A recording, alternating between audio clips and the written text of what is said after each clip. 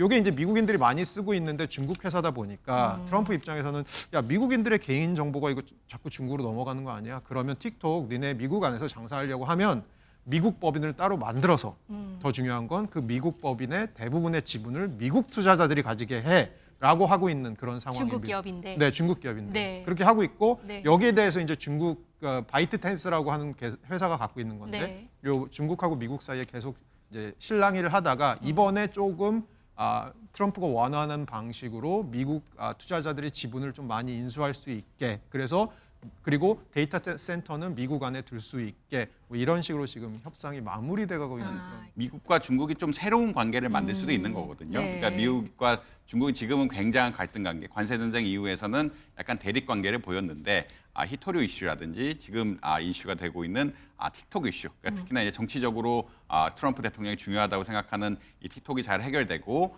그다음 미중 관계, 흔히 말하는 미중 관계도 핵심이 될 수 있는 러시아 우크라이나 전쟁이 잘 완료가 된다라 그러면 미중 간의 갈등이 좀 완화가 되면서 관세 전쟁의 효과 같은 것들이 좀 줄어들 것이 아니냐. 사실 이제 관세 전쟁이라는 것이 상호적으로는 좋지 않은 거기 때문에 네. 미국 경제를 어떻게 보면 침체로 빠뜨릴 수도 있는 거기 때문에 미국과 중국 사이 얘기도 있어요. 좀 중국이 틱톡 이걸 중국 동영상 플랫폼 틱톡 덕분에 조금 사이가 좋아지면서 이 영향도 주식 시장에도 반영되는 것 같다라는 분석도 있거든요. 이건 뭔가요? 그러니까 틱톡이라는 게 중국이 갖고 있는 동영상 아주 짧은 동영상 플랫폼인데요. 네. 이게 이제 미국 사용자 수만 봐도 월 평균 뭐 활성 사용자라고 저희가 뭐 얘기하는데 그게 미국인의 한 절반 정도입니다. 그러니까 평균적인 미국인이 특히 10대랑 20대들이 많이 이용하는데 지금 뭐 하루에 거의 50분 이상을 이 틱톡을 보는데 사용한다고 할 만큼 네. 굉장히 인기가 있는 플랫폼이고 이게 트럼프 입장에서는 어떤 의미에서 또 중요하냐면 얼마 전에 그 조사를 해보니까 이번 대선 때 미국 대선 때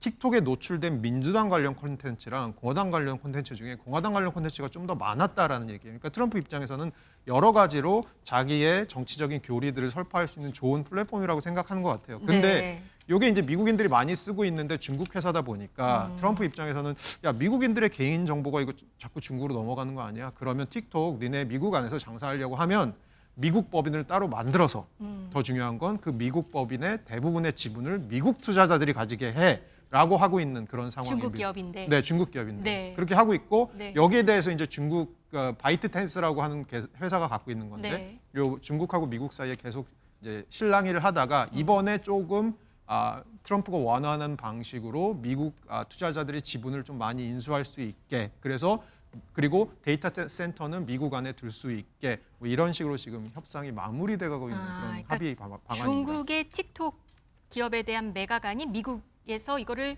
그러니까 둘이 협상을 해서 좀 어느 정도 합의를 봤다는 얘기죠. 네, 맞습니다. 그리고 이 틱톡이 생각보다 뭐 그 동영상 플랫폼 하나 갖고 그래라고 하실 수도 있는데 네. 이게 이제 트럼프 대통령이 이걸 갖고 굉장히 아젠다화 해왔었습니다. 네. 그래서 그런 측면에서는 의미가 있는 그런 합의라고 볼 수 있을 것 네. 같습니다. 이 트럼프 대통령이 틱톡에 대해서 한마디를 했습니다. 한번 들어보시죠. Do it for the kids, they like it. I mean, selfishly speaking, I did very well on TikTok and I got the youth. 아이들을 위해서 뭔가 젊은 층의 표심을 잡겠다 이런 내용이 사실 트럼프 대통령이 틱톡에 대한 관심이 굉장히 높았던 것 같습니다. 근데 이게 지금 중국과의 합의가 잘 되면서 미국과 중국 사이가 좀 좋아진다고 볼 수 있는 건가요? 사실 이제 미중 관세 전쟁부터 시작된 이슈들이 네. 몇 가지가 있습니다. 이게 틱톡 같은 이슈도 하나고요. 틱톡은 아까 뭐 허 교수님 잘 말씀하신 것처럼 이런 숏폼 형태의 온라인 매체이기 때문에 정치적인 영향이 크고 이런 정치적인 영향에 따라서 트럼프 대통령의 개인적인 관심사가 굉장히 컸다. 그리고 물론 이제 개인정보 유출, 이게 SNS 형태다 보니까 개인정보 유출 이슈로 자꾸 정치적인 이슈를 연결시킨 이런 사태 중 대표적 하나였다고 이야기할 수 있겠고요.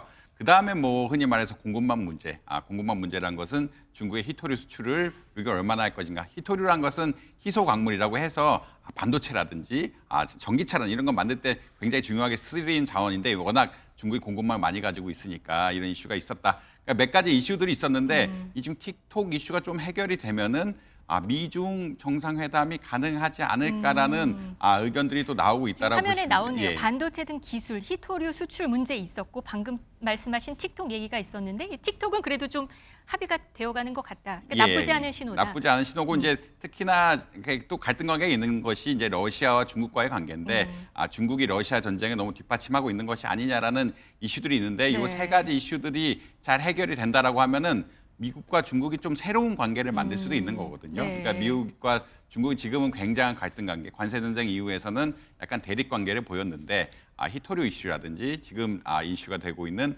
틱톡 이슈, 그러니까 특히나 이제 정치적으로 트럼프 대통령이 중요하다고 생각하는 이 틱톡이 잘 해결되고 그다음 미중 관계, 흔히 말하는 미중 관계도 핵심이 될 수 있는 러시아 우크라이나 전쟁이 잘 완료가 된다라 그러면 미중 간의 갈등이 좀 완화가 되면서 관세 전쟁의 효과 같은 것들이 좀 줄어들 것이 아니냐. 사실 이제 관세 전쟁이라는 것이 상호적으로는 좋지 않은 거기 때문에 네. 미국 경제를 어떻게 보면 침체로 빠뜨릴 수도 있는 거기 때문에 미국 입장에서 피할 수 있다면 피할 수 있는 것이 가장 좋은 시나리오라서 아무래도 이런 기대감, 긍정적인 기대감, 틱톡 플러스 러우 전쟁, 그다음에 흔히 말하는 광물 공급망까지 이런 것이 점차 해결되는 것이 아니냐. 이에 따라 정상회담도 열릴 수 있는 것이 아니냐라는 기대감이 형성이 되고 있다. 네. 이런 말씀드릴 수 있을 것 같습니다.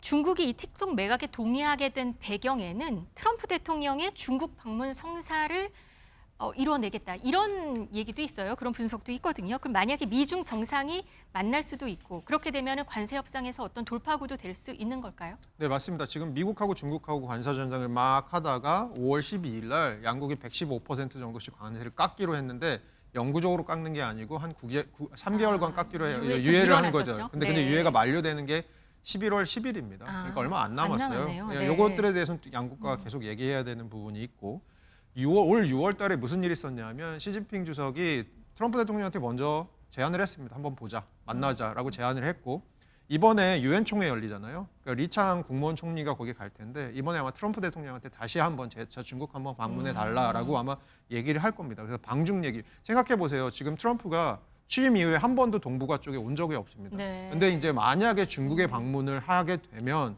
굉장히 큰 이슈가 될 수 있는 사건이고 두 나라 사이에 아까 말씀드린 것처럼 히토류 얘기 그리고 관세 얘기 여러 가지 얘기들을 허심탄회하게 할 수 있는 뭔가 계기가 될 수 있을 거로 보이거든요.